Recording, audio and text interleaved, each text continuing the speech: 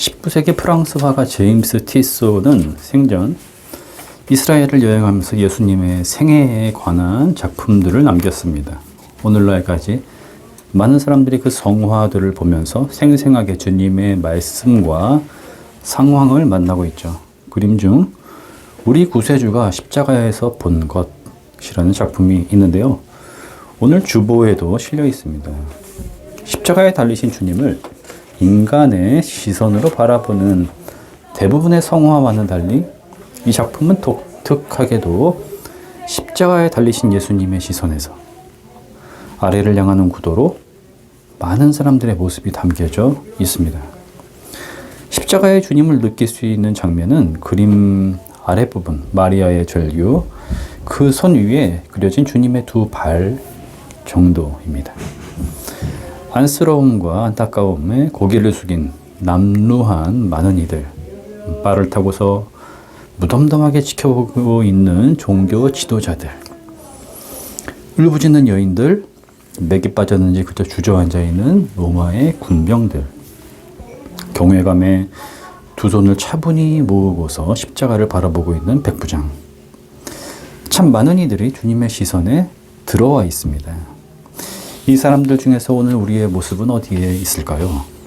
우리는 저마다 자신의 시선과 필요, 경험의 틀 안에서 예수 그리스도를 바라보고 믿음을 정의하며 신앙을 추구합니다.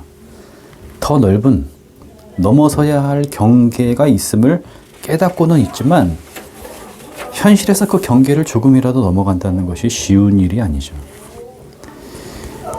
일순간 이 작품은 우리가 골몰하던 우리의 시선을 과감하게 내려놓고 주님의 시선으로 십자가를 바라보기를 요청하고 있습니다. 모든 인간들의 시선을 넘어서시는 그리스도의 사랑의 길이와 깊이와 넓이, 그리고 그 깊이의 심오한 차원이 있다는 것을 울림으로 가르쳐주고 있습니다. 우리의 기도와 간구, 타인과 공동체를 향한 중보는 나와 그들을 향한 넋두리거나 필요를 요청하는 차원을 넘어서서 예수 그리스도를 통하여 인류를 향한 자신의 뜻을 성취하신 하나님을 향한 경배, 그리스도를 참되게 알아감, 성령의 교제라고 하는 신비의 차원으로 나아가야 합니다. 오늘의 본문 에베소서 3장 14절에서부터 21절에서는 바울이 에베소 교회를 두고 하나님께 드리는 기도의 내용들이 담겨 있습니다. 18절입니다. 모든 성도와 함께 여러분이 그리스도의 사랑의 너비와 길이와 높이와 깊이가 어떠한지 깨달을 수 있기를 간구하고 있습니다. 여기서 모든 성도는 에베소 교회 공동체를 넘어서는 개념이죠. 교회가 그리스도의 몸이라고 밝힌 바울은 유대계 그리스도인들 뿐만 아니라 모든 이방의 그리스도인들까지 포함하여 모퉁이 돌이신 예수 그리스도 안에서 건물로 세워지는 성전의 이상을 가지고 있었습니다. 바울은 현재 옥에 갇힌 상태였는데 아마도 그의 말년 로마의 옥중에서 이 편지를 보냈던 것으로 보입니다. 기도의 시작인 14절. 그러므로 나는 아버지께 무릎을 꿇고 빕니다. 마침이 되는 21절. 교회 안에서와 그리스도 예수 안에서 영광이 대대로 영원 무궁하도록 있기를 바랍니다. 아멘. 이 기도의 맥락을 보면은 마치 자신의 마지막을 감지한 듯 온 마음과 정성을 쏟아서 하나님을 향한 경배를 올려드리고 있으며 공동체를 향한 사랑의 마음과 진실한 바램을 하나님의 뜻에 맞추어 올려드리고 있다는 것을 발견하게 됩니다. 본문은 개인에게 기도가 무엇인지를 알려주고 있으며 공동체가 예배를 통해 드려야 하는 기도의 형식이 어떠해야 하는지를 아버지의 마음으로 가르쳐주고 있는 듯합니다. 먼저 그 중보의 내용들을 살펴봅시다. 바울은 에베소 교회 성도들이 풍성한 신앙으로 자라나기를 바랬습니다.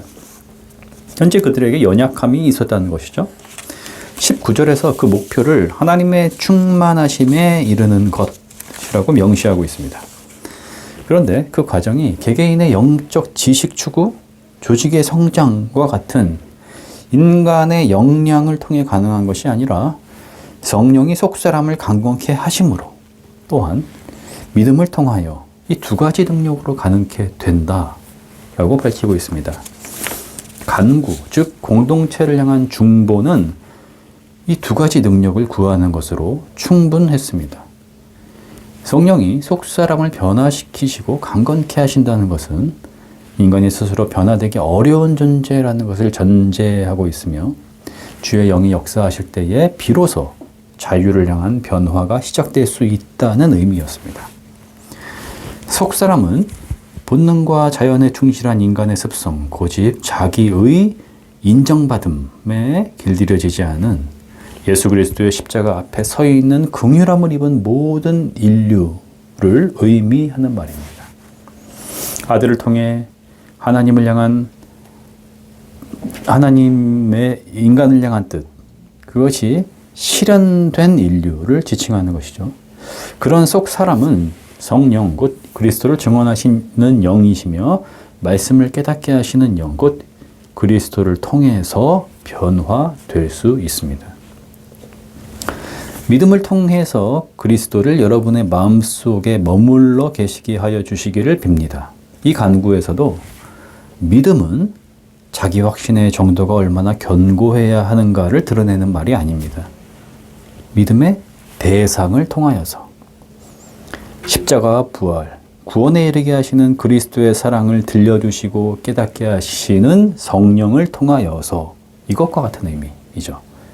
즉 믿음은 믿음의 대상이신 예수 그리스도께서 여전히 우리를 향해 오셔야만 열리게 되는 것이고요. 성령께서 말씀으로 우리의 내면에 찾아오셔야만 생겨나는 것입니다. 바울은 이것을 잘 알고 있었고 성령을 통해 속사람이 변화되듯 믿음을 가능케 하시는 주체가 되시는 예수 그리스도, 곧 성령을 통해 그리스도의 내주하심, 다시 말해 내면의 계심이 흔들리지 않는 상태가 되기를 바랬던 것입니다. 인간이 할 수 있는 일은 오직 성령이 하시는 일을 진실한 마음과 삶으로 붙드는 것뿐입니다.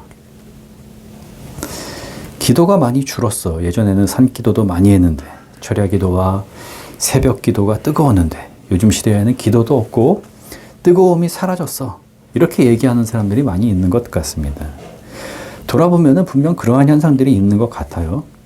하지만 왜 그리 되었는지를 분석하거나 과거를 그리워하는 것보다 중요한 것은 성경의 가르침과 2000년 교회의 전통을 통해서 기도가 무엇이며 어떻게 바른 기도를 드릴 수 있는가를 배우는 것이겠죠. 현대인들이 기도 생활을 등한시하는 이유는 그 기도의 현실성에 의문을 던지기 때문입니다. 내가 기도 드린다고 해서 뭐가 달라지겠어? 세상 사는 게 그렇게 간단하지가 않잖아. 그보다 더 바쁘고 중요한 일들이 얼마나 많은데 왜 효율성이 떨어지는 일을 하는가? 기도해봐야 별 소용이 없더라고. 이러한 생각에 기울어져 있기 때문입니다. 신앙생활을 오래 한 사람들 중에서도 이러한 생각을 여전히 품고 있지만 기도를 하지 않는 것에 부담 또한 느끼는 이들이 적지 않은 것 같아요. 기도가 불편한 과제처럼 되어버리는 거죠. 이렇게 될 때에 신앙은 주술적인 수준으로 치우치거나 위선에 떨어질 수 있습니다. 바울은 기도의 시작과 그 마침이 하나님을 향한 경배와 찬미에 있어야 함을 본문에서 보여주고 있습니다. 즉 기도의 동기가 필요를 구하고 채움에 맞춰져 있지 않다는 것이죠. 하늘과 땅에 있는 각 족속에게 이름을 붙여주신 분, 즉 창조의 하나님과 생명의 근원이신 분께 경배를 드리고 그 영광이 대대로 영원 무궁하기를 기원하고 있는 것입니다. 주님이 가르쳐 주신 기도에서도 동일하게 하나님의 이름이 거룩히 여김을 받으시는 것과 하나님의 통치가 이루어지기를 기대하는 경배가 시작을 이루고 있고요. 나라와 권세와 영광이 영원하기를 기원하는 경배가 그 마침을 이루고 있음을 볼 수 있습니다. 기도는 본래 하나님을 향한 피조물의 영광송이며 이어지는 간구에서도 본인의 필요나 바램을 이루는 것으로 나아가지 않습니다.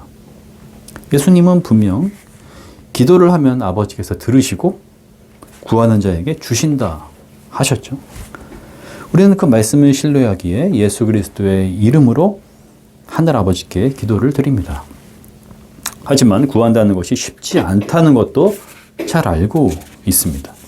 자신의 유익과 이기적인 필요가 아니라 하나님의 뜻을 구해야 비로소 받게 되리라는 점을 성경이 분명히 하고 있으니까요. 주님은 말을 많이 해야 아버지가 들어주시는 것이 아니라고 하셨습니다. 중언부언하고 미사여구를 사용해서 듣기 좋도록 꾸미는 기도를 경계하라고 말씀하셨죠. 그 이유가 무엇입니까? 하늘아버지가 우리의 쓸 것과 필요를 아신다는 것입니다. 그렇다면 여기서 우리가 물음을 던질 수 있습니다. 왜 기도를 해야 하는 거지?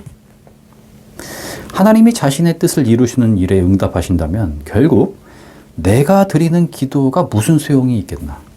더군다나 하나님이 필요를 다 아신다고 하셨는데 왜 기도를 해야 하는 걸까? 라는 물음이죠. 하나님이 우리의 필요를 아신다. 이 말을 잘 생각해 보십시오. 우리가 평소 당연하다고 여기고 살아가는 것들, 아무렇지도 않게 누리고 사용하며 마치 어떠한 가치를 매길 필요가 없다고 느끼는 것들이 사실은 모두 하나님이 우리의 필요를 알아 채워주시는 것들이었다는 점에 놀라지 않을 수가 없습니다. 그건 당연한 것들이 아니었습니다. 아침에 깨어나는 것, 신선한 공기로 호흡하는 것, 물을 느끼고 마시는 것, 음식을 먹는 것, 말하는 것, 일하는 것, 내가 아끼고 사랑하는 것들, 가족과 소중한 사람들 모두 하나님이 채워주신 우리의 필요들입니다. 우리는 간구를 통해서 하나님의 뜻에 나의 기도가 다가가고 있는지, 나의 필요와 하나님의 뜻이 일치되어 가고 있는지를 성찰할 수 있기 때문에 기도해야 하는 것입니다. 성찰은 나아가고자 하는 방향을 재설정할 수 있게 해주며 바른 방향으로 나아갈 수 있도록 길을 밝혀주는 등불이 되죠.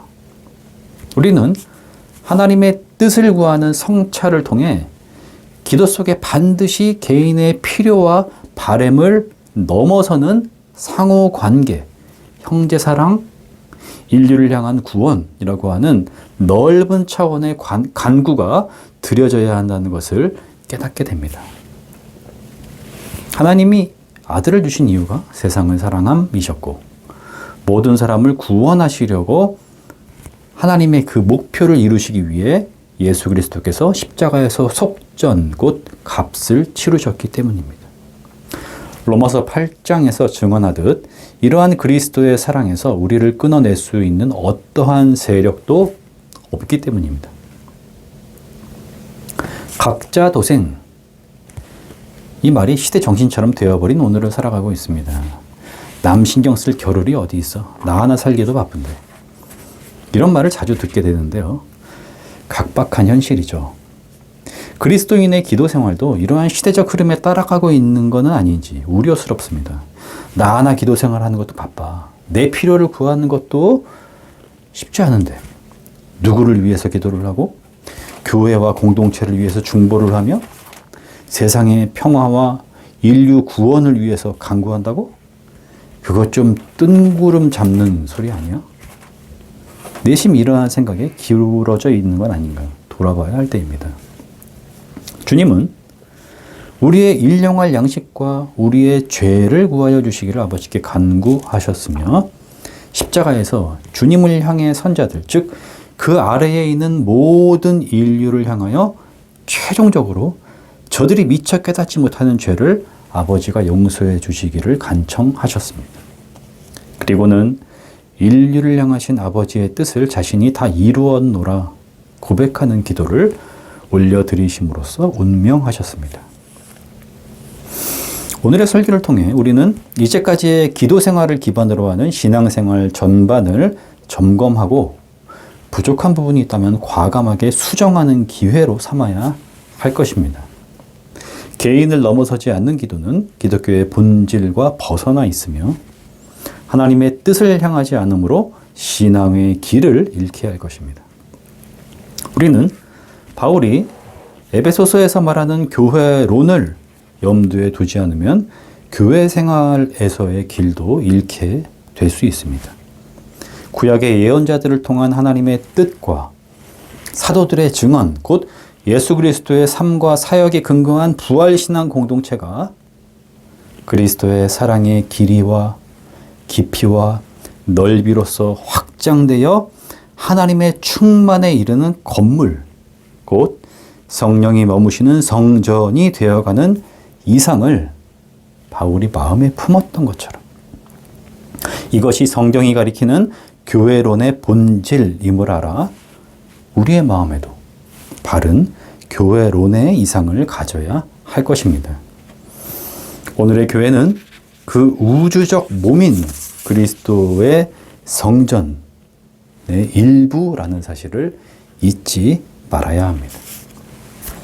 구약으로부터 이어진 하나님 계약의 백성 이스라엘, 그리고 2000년 교회의 살아있는 전통에 오늘 우리가 참여하고 있다는 사실을 깨닫는 그리스도인은 그 연속성 위에서 영광을 얻고 세상을 구원하시는 하나님의 뜻을 밝히는 빛된 교회의 사명에 참여하고 있음에 명예를 품으며 신앙의 위대한 증인들과 오늘 나란히 서 있음을 알기에 결코 외로움에 떨어지지 않는 위로를 누리게 될 것입니다.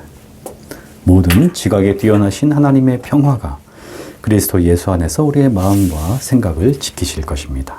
아멘.